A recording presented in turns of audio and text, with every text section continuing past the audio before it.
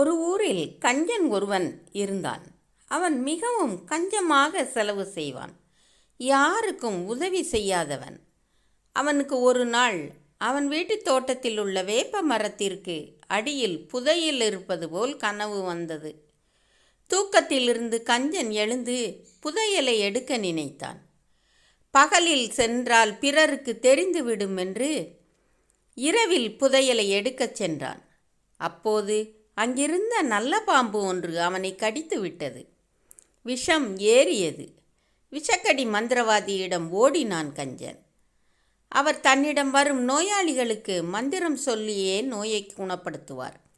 பூரான் கடிக்கு 5 ரூபாய், தேள் கடிக்கு 10 ரூபாய், பாம்பு கடிக்கு 25 ரூபாய். உனக்கு என்ன கடித்தது என்றார் மந்திரவாதி.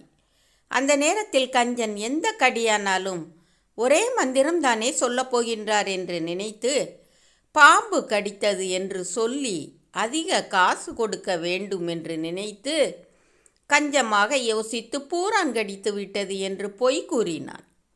மந்திரவாதி பூரான் கடிக்கு மந்திரத்தை சொல்ல பயனில்லை. மீண்டும் வைத்தியரே எனக்கு தேள் கடித்து விட்டது என்றான். மந்திரவாதி தேள்கடி மந்திரத்தை சொன்னார். இப்போதும் எந்த பயனும் இல்லை. பயந்து போன கஞ்சன் மெதுவாக ப ப பாம்பு கடித்தது என்றான். அவன் சொல்லி முடிப்பதற்குள் விஷம் தலைக்கு ஏறி இறந்து விட்டான். இக்கதையின் நீதி: அளவுக்கு மீறின கஞ்சம் உயிரினை எடுக்கும்.